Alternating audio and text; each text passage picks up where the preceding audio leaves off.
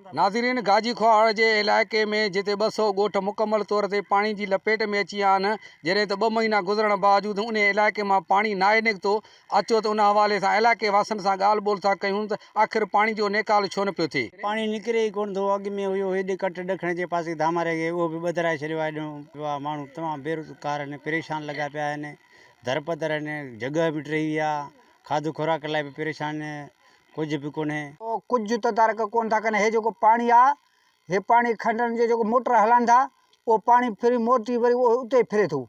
हे खंड बि कोन था ॿधनि। साबू बुड़े ॻोठ जो खंड जेको आहे SP बंद खे उहो ॿधनि, तॾहिं हे पाणी असांजो निकाल थींदो, तॾहिं का थींदो फसल। पानी के वक्त से निकाल न हुयो। हितां जी तमामु घणी पॉपुलेशन आहे जेका आबादी आहे, उहो ज़राए ते डिपेंड थी करे। जेकॾहिं सारियूं फसल त विया हलिया, पर कणकनि में ख़दशा पैदा थिया। कणक न थिया त पोइ माण्हुनि जे मथां कहिड़ो घुर्ब जो तूफ़ान कड़कंदो। तव्हांखे ख़बर आहे, पहिरियों किरोना जो मसइलो हुयो, मुल्क जी मइशी जो मसइलो हुयो।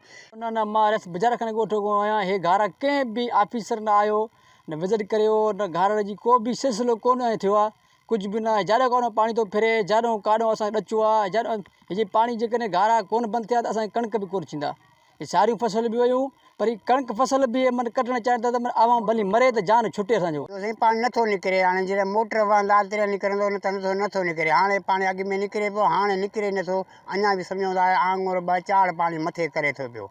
हाणे परियों इलाइक़े वारो पाणी समूरो हेॾे थो अचे। नाज़रीन, तव्हां हिननि इलाइके वासियुनि जूं ॻाल्हियूं ॿुधियूं। हिननि जो चवणु आहे त जेकॾहिं वक़्त सिर पाणी न निकिरे थो त जंहिं सबबु घर त टही पट पइजी विया आहिनि, पर जेको कणक सर ऐं मटरनि जो जेको असांजो फसल थियणो आहे, उहो बि न थियण जो ख़दशो पैदा थी वियो आहे। जेकॾहिं उहे फसल न थिया त वॾी ॾुकार वारी सूरत हाल पैदा थींदी ऐं गुरबत वधी, जंहिंजे करे हे अवाम सख़्तु परेशान थी वेंदो। सरकार खे घुरिजे त जल्द खां जल्द पाणी जी निकाल कराए त जीअं वधीक असां मुसीबत खां बची सघूं। कैमरामैन ज़फ़र सोलंकी सां गॾु सफदर चनो, KTN न्यूज़, गाजी खोहाड़।